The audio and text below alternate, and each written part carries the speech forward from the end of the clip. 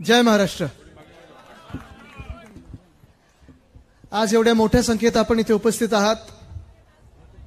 उष्णता वाढत चाललेली आहे। अनेक ठिकाणी आम्ही जिथे जात आहोत महाराष्ट्रभरात, मग ते विदर्भ असेल, मराठवाडा असेल, आपला पश्चिम महाराष्ट्र असेल, कोकणचा आपला हा पूर्ण पट्टा असेल, प्रत्येक ठिकाणी आधी कसं असायचं आपलं की आपण कोकणाकडे वगैरे आलो, आपल्या मुंबईकडे आलो, कोकणाकडे आलो की 30-35 हे एवढंच टेम्परेचर असायचं। मराठवाडा विदर्भ हे जास्ती असायचं, पण आता सगळीकडेच साधारणपणे 40-42 ही उष्णता सगळीकडे वाढायला लागलेली आहे, जाणवायला लागलेली आहे।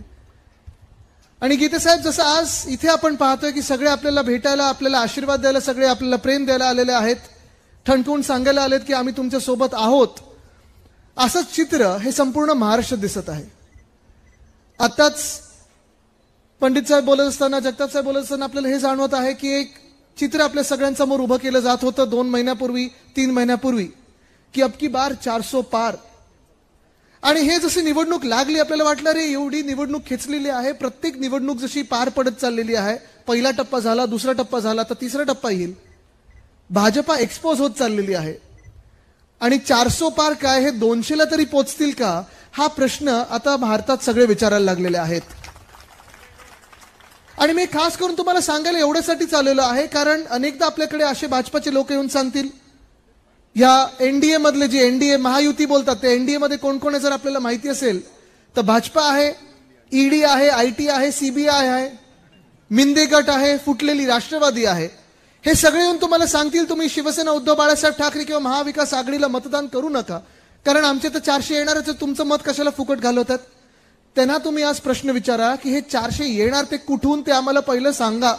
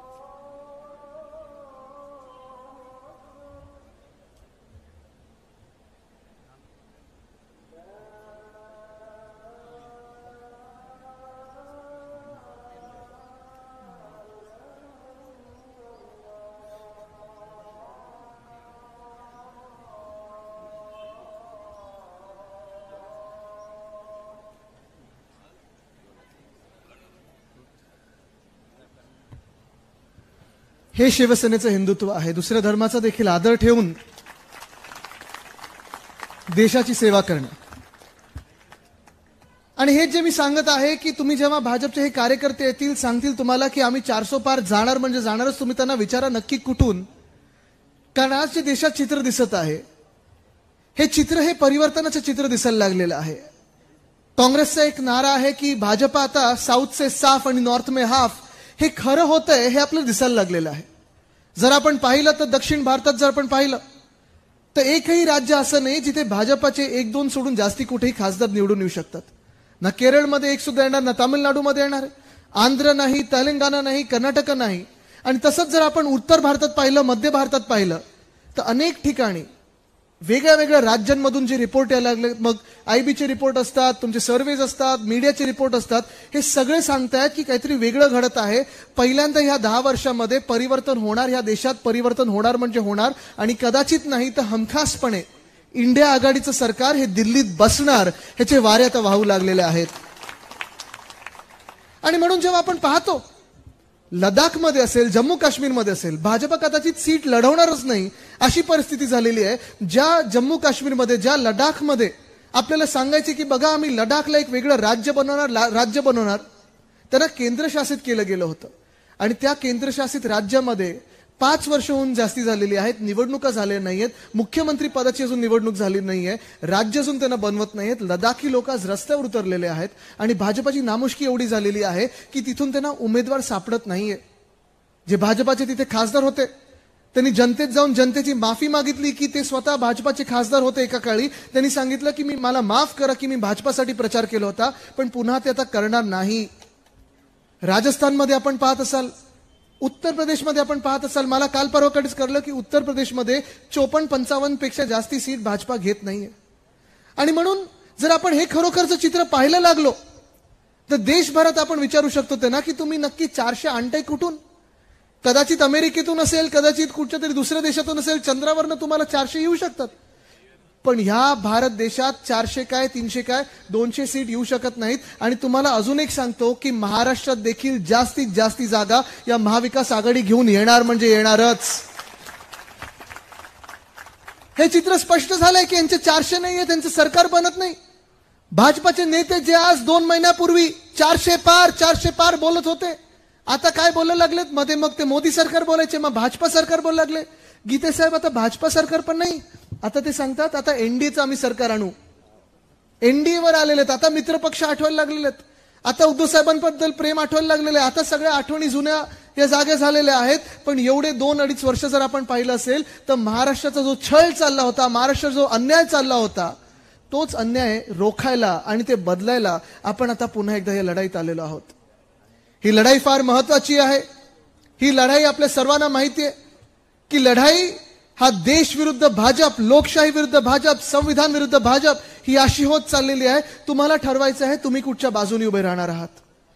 ही लढाई आता प्रत्येकाची झालेली आहे. ही लढाई नुसतं दिल्लीत प्रधानमंत्री कोण बनणार, ह्या देशाचा प्रधानमंत्री कोण बनणार ह्याची नाहीये. ही लढाई तुम्ही कोणाला मतदान करणार आणि तुमच्या गावासाठी, तुमच्या जिल्ह्यासाठी, तुमच्या तालुक्यासाठी, तुमच्या मतदारसंघासाठी तुम्ही काय नक्की निवडणार आहात ह्याची लढाई ती झालेली आहे. जेव्हा हे स्पष्ट होत चाललेलं आहे की भाजपचं काही खरं वाटत नाहीये, हे देशभरात चित्र दिसायला लागलं. आज आपण पाहतोय हा जो प्रचार सुरू झालेला आहे, मग अगदी त्यांचे सर्वोच्च नेते असतील भाजपाचे, ते अनेक वेगवेगळे जिल्हा स्तरावर जे काही त्यांचे मंत्री महामंत्री वगैरे बोलत असतात, नाही पदं घेऊन फिरत असतात, ह्यांचा आता प्रचार आपण पाहत असाल तर प्रचार ह्याच्यावर नाही गेले की 10 वर्षात आम्ही काय कामं केली. खरं तसं पाहायला गेलं तर 10 वर्ष ह्यांच्याकडे बहुमताचं सरकार होतं, संपूर्ण बहुमत, पूर्ण बहुमत ह्यांच्याकडे होतं, 300 पार हे झाले होते. देशभरात अनेक काही वेगळ्या गोष्टी करू शकत होते, पण त्याच्यावर प्रचार झाला नाही. प्रचार कशावर झाला तर प्रचार आता विरोधी पक्ष काय खातं, काय घालतं, काय बोलतं ह्याच्यावर होत चाललेला आहे. जिथे जिथे भाजप हरत असतं, पहिलं त्यांचं इंडिकेटर हरण्याचा हा असतो की 2 धर्मामध्ये वाद निर्माण करा, 2 धर्मांबद्दल बोला, मग जातींमध्ये वाद निर्माण करा, मग जिल्ह्यामध्ये वाद निर्माण करा. आणि आता तर मटन, मांस, मच्छी ह्याच्यावर बोलायला लागलेत. मला तुम्ही सांगा, आपल्या या रायगडमध्ये मच्छी नाही खायची तर काय खायचं? मग तुम्ही थांबणार का मटन, मांस, मच्छी खाण्याचं? आणि तुम्हाला हे मान्य आहे का? तुम्ही कोणी व्हेजिटेरियन असाल, तुम्ही कोणी नॉन व्हेजिटेरियन असाल, तुम्हाला कोणाला मटण आवडत असेल, कोणाला मांस आवडत असेल, कोणाला मच्छी आवडत असेल, कोणाला पालेभाजी आवडत असेल, पण तुम्ही मला सांगा केंद्र सरकार कोण असतं, कुठच्याही पक्षाचं असो, आणि त्याहून पुढे भाजप कोण असतं की तुमच्या घरात घुसून सांगायला तुम्हाला की तुम्ही अमुक दिवशी काय खाल्लं पाहिजे आणि काय घातलं पाहिजे. पण आज चर्चा 10 वर्षाच्या ह्या सरकारनंतर, 10 वर्षाच्या ह्या महासत्तेनंतर ना कोणी ह्याच्यावर बोलत आहे की 2 कोटी रोजगार प्रत्येक वर्षी आपल्याला मिळणार होते, तरुणांना मिळणार होते. त्याच्यावर भाजपाकडून एक तरी शब्द आलाय का कानावर ऐकलंय कोणी? शेतकऱ्यांचं उत्पन्न दुप्पट होणार होतं. आज कोणी ते शेतकरी बसलेत का ज्यांचं उत्पन्न 2022 पर्यंत दुप्पट झालेलं आहे? 15 लाख भेटले तुम्हाला? नाही, पण भाजप हे जे आहे ते खरं तुम्हाला सांगतो, भाजपाची यशोगाथा ह्याच्यातच आहे की आपल्याला सगळ्यांना इथे वाटत असेल की भले माझ्या खात्यात 15 लाख आले नाहीत, पण इथे कोणाच्या तरी खात्यात 15 लाख आले असतील. आले कोणाच्या खात्यात? इथे प्रत्येकाला वाटत असेल मला स्वतःला मिळालं नाही, पण ह्या इकडच्या समोर बसलेल्या लोकांमधून कोणाला तरी प्रधानमंत्री आवास योजनेत घर मिळालं असेल 2022 पर्यंत. आले कोणाला घर? आले? आणि हाच मूळ प्रश्न आहे की आज जे भाजप प्रचार करत आहे, मटन मांस मच्छी असेल, विरोधी पक्ष काय घालत असेल, हिंदू मुस्लिमवर असेल, तुम्ही मला सांगा ज्या व्यक्तींनी, ज्या लोकांनी, ज्या पक्षांनी 10 वर्ष ह्या सरकारनी चालवले आहेत, ह्या देशावर राज्य केलेलं आहे, त्या पक्षांनी मटन मांस मच्छीवर बोलावं का? त्यांनी हिंदू मुस्लिमवर बोलावं का? त्यांनी जाती जातीमध्ये तेढ निर्माण करण्याचा प्रयत्न करावा का? हिम्मत असेल तर येऊन चर्चा करा आमच्यासोबत. या लोकांमध्ये येऊन सांगा की 2016 साली तुम्ही जी नोटबंदी आणली होती, डिमॉनिटायझेशन नावाचा एक काही प्रकार आणला होता, लोक इथे रांगेत उभे होते, आपण पाहिलं असेल बँकेच्या समोर अनेक लोकांचे मृत्यू झाले अशाच उन्हात राहून उभे. पण आज तो काळा पैसा, त्या नोटा खोट्या, त्या खऱ्या झाल्यात का ह्या कोणालाच माहिती नाही. या देशामध्ये नोटबंदीचा फायदा इकडे जनतेला कोणाला झालाय का कोणालाच माहिती नाहीये. कदाचित असं येऊ शकतं आणि हे पण कानावर येते, गीतेसाहेब आपण त्या नोटबंदीच्या कॅबिनेट मंत्रिमंडळात होतात. आता माझ्या कानावर येते पुन्हा एकदा ही नोटबंदी आणतील आणि ज्या उरलेल्या नोटा आहेत त्या पण बंद करतील, म्हणजे भाजपच्या चेहऱ्याच्या नोटा छापून येतील तुमच्या हातात. जे आतापर्यंत नोटा आपल्या हातात आहेत, ज्या लोकांमध्ये आहेत, ते पण बंद करतील की काय, अशी चर्चा तर सुरू झालेली आहे. पण आज ही आपण जी परिस्थिती पाहत आहोत देशाची, एक भयानक परिस्थिती होत चाललेली आहे. आणि ही भयानक परिस्थिती डोळ्यासमोर पाहत असताना, निवडणुकीला सामोरे जात असताना आपण एक वेगळा विचार घेऊन चाललेलो आहे, तो हा देश हिताचा, संविधान हिताचा, संविधान रक्षणाचा. हा प्रचार जो सुरू झाला तो खरं तर जानेवारीच्याच महिन्यात सुरू झाला, कारण त्याच वेळी जे देशाचे अर्थमंत्री आहेत निर्मलाताई सीतारामन, त्यांनी सांगितलं 10 वर्षाच्या पूर्ण सरकार चालवल्यानंतर त्यांना आता आठवण झाली, त्यांनी सांगितलं अर्थसंकल्प सादर करत असताना की ह्या देशात आता भाजपाला शोध लागलेला आहे, तो 4 प्रमुख जातींचा लागलेला आहे, 4 वर्गांचा लागलेला आहे. ताई तुम्हाला माहिती आहे 4 जाती ह्या कुठच्या आहेत त्यांनी शोधलेल्या? संजयजी तुम्हाला माहिती आहे? त्यांनी अर्थसंकल्प सादर करत असताना निर्मलाताईंनी सांगितलं 4 जाती म्हणजे शेतकरी, युवा, महिला आणि गरीब. आता आम्ही ह्यांची सेवा करणार असं भाजपाने सांगितलं आणि यांच्या सरकारने सांगितलं. म्हणजे 10 वर्ष हे आपल्याला विसरून गेले होते. 10 वर्ष ह्यांना शेतकरी दिसले नाहीत, 10 वर्ष ह्यांना महिला दिसले नाहीत, 10 वर्ष ह्यांना युवा दिसले नाहीत, 10 वर्ष ह्यांना गरीब दिसले नाहीत. दिसले तर स्वतःचे चेहरे दिसले, होर्डिंग बॅनरवर दिसले, पेट्रोल पंप बघितला की ह्यांचाच चेहरा, होर्डिंग बघितलं की ह्यांचाच चेहरा, सगळीकडे ह्यांचीच सगळी बोलबाला होता. पण आपली जनतेचे आवाज, जनतेची मन की बात कोणालाही ऐकू गेली नाही त्या केंद्र सरकारमध्ये. आज आपल्याला सांगत आहेत की ह्या 4 वर्गांची आम्ही सेवा करू. पण ह्या 4 वर्गांची, ह्या 4 जातींची ह्या देशामध्ये हालत काय झालेली आहे? आज आपण पाहत असाल शेतकरी म्हणून जर पहिलं बोलायचं झालं तर शेतकरी वर्ग आज मोठ्या संख्येने आपल्या देशात आहे. आपण मानतो की हा कृषी प्रधान देश आहे. महाराष्ट्रात देखील आपण मानतो की शेतकरी प्रत्येक जिल्ह्यात आहे. शेती वेगळ्या वेगळ्या आपण पिकाची करत असतो.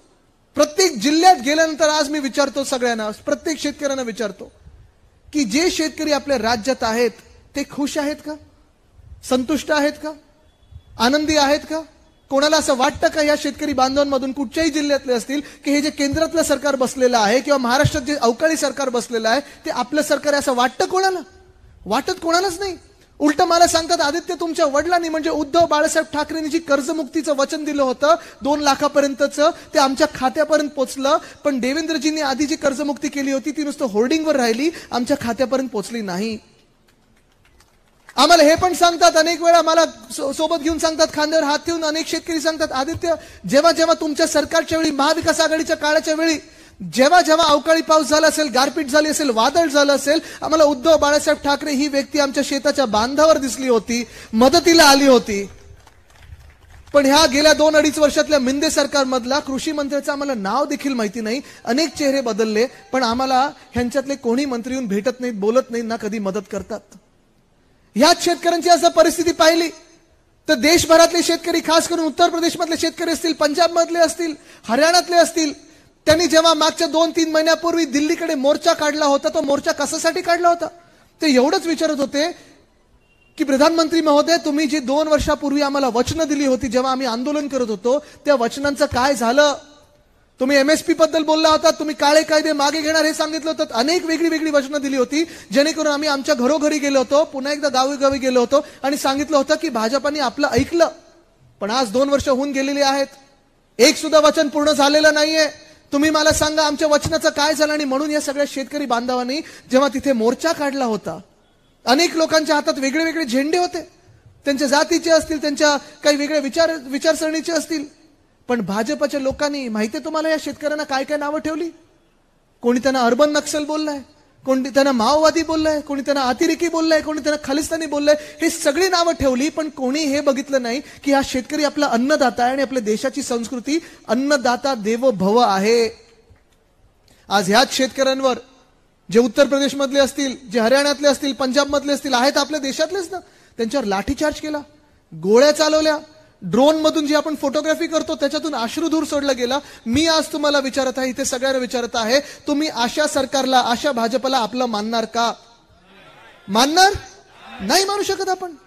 आज इथे दुसरा वर्ग जर आपण बघितला, ही दुसरी जात जी निर्मलताईंना शोध लागले 10 वर्षानंतर, ती म्हणजे महिला. आज इथे मोठ्या संख्येने महिला आलेल्या आहेत आणि मी खास करून अभिनंदन करतोय सगळ्या महिलांचं इथे जे आलेले आहेत, कदाचित पुरुषांच्या बरोबरीने किंवा जास्ती आलेले आहेत.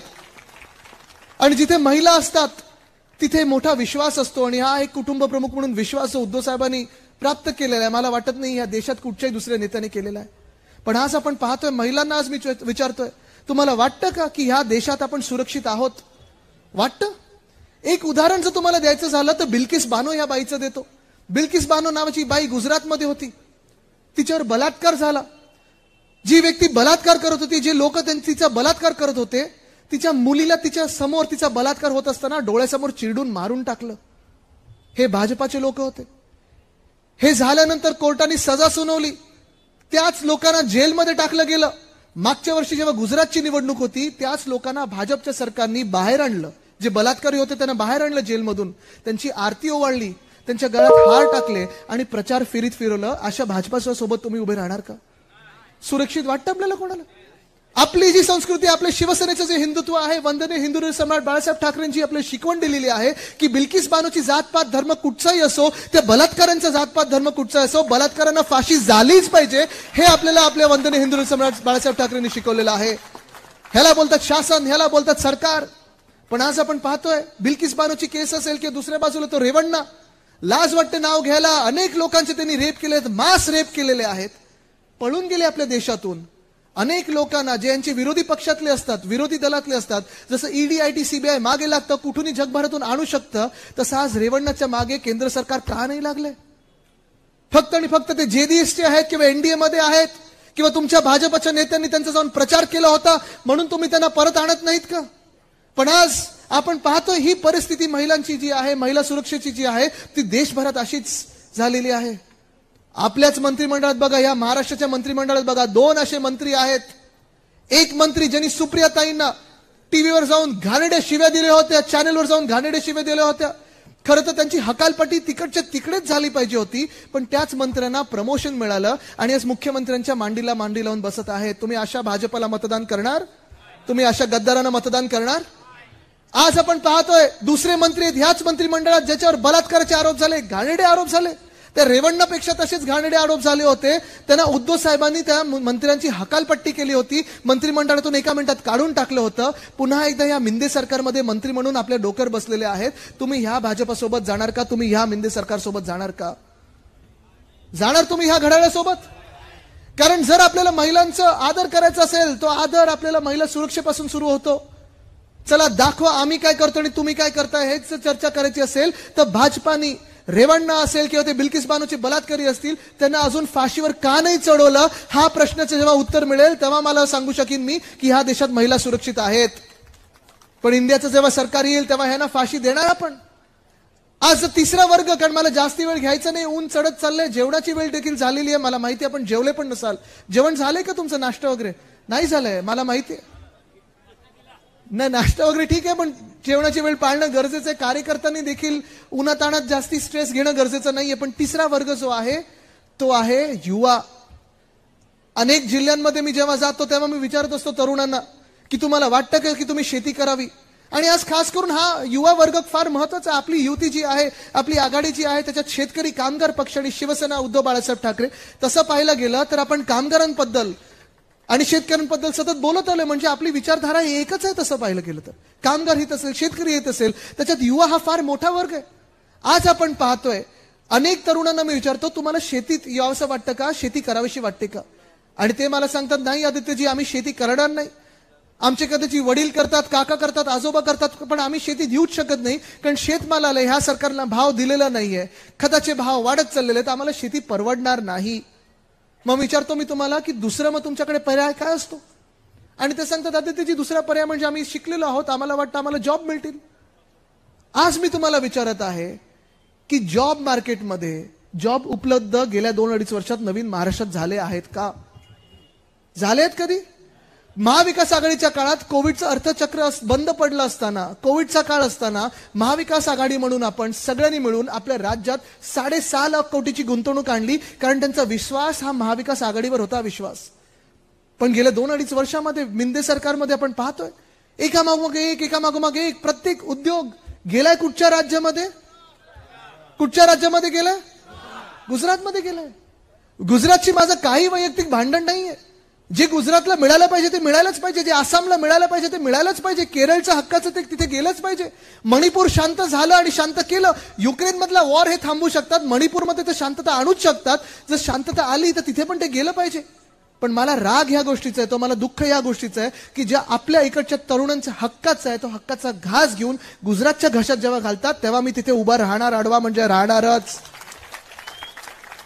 किती गोष्टी आपल्या महाराष्ट्रातून गेलेल्या 2-2.5 वर्षामध्ये. मला भीती हीच वाटायला लागलेली आहे की हे तिकीट वाटप जे महायुतीत झालंय तो पण गुजरातमधून झालंय की काय. आज इकडे मी तुम्हाला विचारते, आपण सगळे पेपर वगैरे तर वाचतच असाल. 2022 साली जो उद्योग, मोठा उद्योग आपल्या राज्यात येणार होता, तळेगावमध्ये आपण आणणार होतो, तो वेदांत फॉक्सकॉनचा. कमीत कमी 1 लाख तरुण तरुणींना आपल्या राज्यात नोकऱ्या मिळाल्या असत्या, प्रत्येक जिल्ह्यातून मिळाल्या असत्या. त्याचसोबत 160 छोट्या मोठ्या क्लस्टर इंडस्ट्री झाल्या असत्या. आपलं सरकार असताना नितीन राऊत साहेब होते, सुभाष देसाई साहेब होते, मी स्वतः डॅव्हॉसला जाऊन बोलणी करून आलो होतो, आणि तो उद्योग आपल्या राज्यात येणार म्हणजे येणारच होता. सरकार बदललं, गद्दारी झाली, आणि ती आपल्याच सोबतच नाही तर महाराष्ट्रासोबत झाली. या भाजपच्या सरकारनी, मिंदे सरकारनी वेदांत फॉक्सकॉन पाठवला कुठे? गुजरात. मेडिकल डिव्हाइस पार्क आपण आपल्या छत्रपती संभाजीनगरमध्ये, ऑरिक सिटीमध्ये आणणार होतो, पाठवला कुठे? बलड्रग पार्क आपण रोह्यामध्ये आणणार होतो, रायगडमध्ये आणणार होतो, पाठवलं कुठे? एअरबस टाटा मिहानमध्ये येणार होतं, नागपूरमध्ये येणार होतं, पाठवलं कुठे? नागपूर जवळच अमरावतीच्या आसपास आपण रिन्युएबल एनर्जी इक्विपमेंट पार्क आणणार होतो, पाठवलं कुठे? वर्ल्ड कपची फायनल आपण वानखेडेत आणली असती, पाठवली कुठे? नाही काय मला ऐकू नाही आलं, काय बोललात? -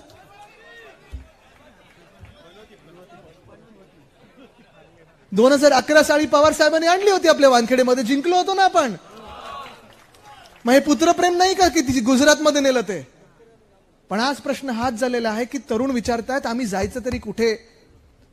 प्रत्येक गोष्ट आमची जर गुजरातला जाणार असेल, जसं मी सांगितलं त्यांच्या हक्काचं मिळत असेल तर मिळू दे त्यांना, पण आमच्या हक्काचं पण तुम्ही तिथे न्यायला गेलात तर उद्याकडे जर चुकून भाजपा आपल्या डोक्यावर पुन्हा एकदा बसली तर आपल्या राज्यातलं मंत्रालय देखील हे सुरत किंवा अहमदाबादला पळवतील, जसं 40 गद्दार पळवले होते तसे.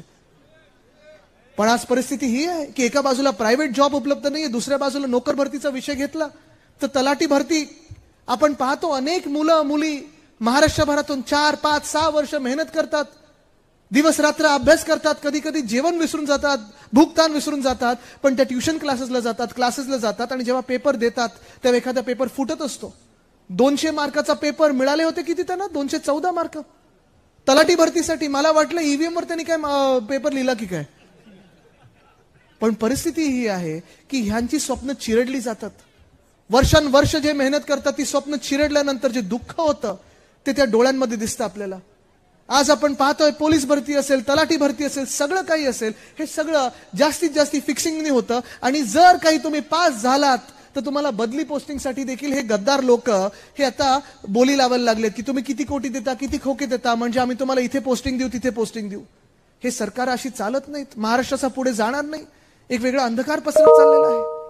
आणि ह्या सगळ्यांनाच म्हणजे शेतकरी असेल, महिला असेल, युवा असेल, चौथा वर्ग म्हणजे गरीब जो आपण सगळेच आहोत. कारण ह्या देशामध्ये गेल्या 10 वर्षात जगणं परवडत नाही असे आपण सगळेच जे भारताचे नागरिक आहोत. आज मी तुम्हाला विचारत आहे कारण त्यावेळी आपण भाजपसोबत असताना युपीएच्या सरकारने अर्धा रुपयानी किंमत वाढवली, 1 रुपयानी किंमत वाढवली की आपण सगळे रस्त्यावर आंदोलन करायचो. आज तुम्ही मला सांगा 2014 मध्ये जीडीपी म्हणजे गॅस, डिझेल, पेट्रोल, गॅस कितीला होता? 2014 कितीला होता? अभी क्या हो गया? 400 पार, 1000 पार हो गया. बरोबर आहे ना? महागाई वाढली की कमी झाली? काय शब्द दिला होता आपल्याला त्यांनी? अब की बार बहुत हुई महंगाई की मार. काय ते अब की बार काय काय वाटेल ते लावून ठेवलेलं. आता पुढे पेट्रोलची किंमत 2014 किती होती? आता किती आहे? डिझेलची किंमत 2014 किती होती? आता किती आहे? डॉलर आणि रुपये एकाला एक आणणार होते त्यावेळी 40ला होतं वाटतं. आता कितीला आलाय? तो पण 100 पार लवकरच होईल. तुम्ही मला सांगा, आपल्याला सगळ्यांना वाटतं का की हे सरकार भाजपचं जे आहे ते महागाई कमी करत आहे की वाढवत आहे? काय करत आहे? मग आज शेतकरी खुश नाहीये, आज महिला सुरक्षित नाहीयेत, आज युवांना रोजगार मिळत नाहीये, आज गरीब, आपण सगळेच गरीब म्हणून सगळ्यांना ही उष्णता जाणवत आहे, चटका बसत आहे. तुम्ही मला सांगा या देशात नक्की खुश तरी कोण आहे? भाजप, भाजपचे नेते आणि भाजपचे उद्योगपती आणि त्यांचे जे काही लोक जे इथे जमिनी गिळत चाललेले आहेत. पण आज तुम्हाला विचार करायचा आहे, देश वाचवणं गरजेचं राहिलेलं आहे, ते तुमच्या हातात आहे. आज आपण पाहत आहोत, हे आम्ही बोलत नाहीयेत काही, आम्ही नुसतं मंचावर येतो आणि बोलतो म्हणून नाही. पण नोटबंदीचं ते खरं आहे, कदाचित हे पुन्हा एकदा करतील.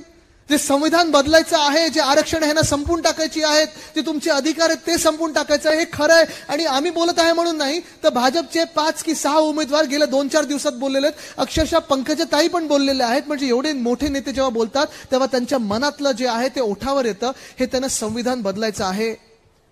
इथे तुम्ही मला सांगा, आपण डॉक्टर बाबासाहेब आंबेडकरांची प्रेमी जनता आहोत ना, आंबेडकर प्रेमी जनता आहोत ना. 75 वर्ष देश हा आपल्या संविधानाप्रमाणे नीट चाललाय ना. मग आज भाजपला का बदलायचं हे संविधान? आज भाजपला बाबासाहेब आंबेडकरांबद्दल एवढा द्वेष का आहे? महाराष्ट्राबद्दल एवढा द्वेष का आहे? हा प्रश्न विचारणं गरजेचं आहे. आज आपण पाहत आहे, लोकशाहीचं जर बोलायचं झालं तर सुरत आणि इंदोर आपल्याला वाटलं होतं ह्या तर भाजपा जागा 100% जिंकते. पण 100% जर जागा जिंकत असेल तर चीटिंग आणि मॅच फिक्सिंग करण्याची गरज काय होती? आज हेच तुम्हाला सांगतोय मी की भाजपाचं सरकार बसत नाही. हे लिहून घ्या म्हणजे घ्याच. पण जर चुकून बसलं तर ह्या देशात जाती जातीमध्ये वाद निर्माण होतील, धर्माधर्मामध्ये वाद निर्माण होतील, घराघरामध्ये वाद निर्माण होतील. ते बघतोय आपण. शिवसेना फोडली त्यांनी, खोके देऊन असेल, धोके देऊन असेल, जे काय असेल शिवसेना फोडली. राष्ट्रवादी काँग्रेस फोडली, त्यांच्या परिवारात फूट पाडली. एवढं नीच राजकारण, एवढं घाणेरडं राजकारण कधी महाराष्ट्राने पाहिलं नव्हतं, कधी देशाने पाहिलं नव्हतं. तेवढं घाणेरडं राजकारण आज देशात झालेलं आहे. काँग्रेस फोडण्याचा प्रयत्न केला, हे सगळं बनत नाही तर अजून एक ठाकरे नेण्याचा प्रयत्न केला. पण तरी देखील मतं मिळत नाहीयेत. कारण आज जसं मी इथे लढत आहे, आम्ही सगळे जसं लढत आहोत, बिहारमध्ये देखील 33 वर्षाचे तेजस्वी यादव देखील लढत आहेत. आज देशात आपण पाहतोय भाजप येत नाही. पण आपलं कर्तव्य आहे की हे येत नाही हे खरं ठरवायचं असेल आपल्याला तर 7 तारखेला जाऊन मतदान करणं गरजेचं आहे. प्रत्येकाने करणं गरजेचं आहे. आज ही लढाई महाराष्ट्र विरुद्ध भाजप झालेली आहे. जेवढा अन्याय आपण सहन केलेला आहे तो आता अन्याय सहन करायचा नाही. जे आपल्या हक्काचं ते आपल्याला आणायचंच आहे, मिळवायचंच आहे. आणि ते जर मिळवायला तयार असेल तर आपली ताकद ही दिसली पाहिजे, 7 तारखेला दिसली पाहिजे. गीते साहेब, आपण कदाचित म्हणजे मी पाहतोय ही गद्दारी झाल्यानंतर 20 वर्ष आपण तरुण झालेले आहात. आणि खरंय म्हणजे मी अनेक वर्ष त्यांना पाहत आहे. मंत्री असताना देखील अनेकदा मी त्यांच्याकडे गेलो होतो. फेम 1 फेम 2 ची पॉलिसी त्यांच्याकडून बदलून घेतली होती आपल्या महाराष्ट्राचा फायदा करण्यासाठी आणि इलेक्ट्रिक व्हेकलचा फायदा करण्यासाठी. पण एक सुद्धा डाग त्यांच्यावर कधी लागला नाही. कोणी सांगितलं नाही की हा माणूस काम करत नाही किंवा भ्रष्ट आहे.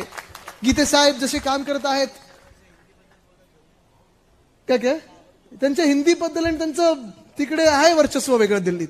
पण आपल्याला ठरवायचं आहे की आपली जी युती आहे, आपली जी महाविकास आघाडी आहे, शेकाप आहे, काँग्रेस आहे, राष्ट्रवादी काँग्रेस शरदचंद्र पवार साहेबांची आहे आणि शिवसेना उद्धव बाळासाहेब ठाकरे पक्ष, आपण हा महाराष्ट्रासाठी लढणार आहोत की नाही? आपण आपल्या संविधानासाठी लढणार आहोत की नाही? आपण आपल्या लोकशाहीसाठी लढणार आहोत की नाही? तुमची जी ताकद आहे ना, कोणालाही अडवं करू शकते. दिल्लीची कितीही मोठी महाशक्ती असली अडवं करू शकते. जर तुमची ताकद बघायची असेल तर हात वरती करा आणि हात दाखवा, सगळे मनगत दाखवा. ही ताकद आहे. जरा आजूबाजूला बघा, ही ताकद आहे. ही ताकद कोणालाही अडवं करू शकते. आपलं तर कर्तव्य आहे, आपल्याला ठरवायचंच आहे की 7 तारखेला मतदान करायचं आणि ते मतदान आपल्या देश हितासाठी असेल, महाराष्ट्र हितासाठी असेल, लोकशाहीच्या रक्षणासाठी असेल, संविधानाच्या रक्षणासाठी असेल. ते जर मतदान करायचं असेल तर आपलं चिन्ह कुठचं? आपलं चिन्ह कुठचं? आपलं चिन्ह कुठचं? आपलं चिन्ह कुठचं? हीच मशाल गावोगावी न्यायची, आपल्याला दिल्लीपर्यंत न्यायची. कारण महाराष्ट्राचा जो अंधकार पसरलेला आहे तो ही मशालच दूर करू शकते. हे ठरवलेलं आहे आपलं. पक्का? धन्यवाद. जय हिंद, जय महाराष्ट्र, वंदे मातरम.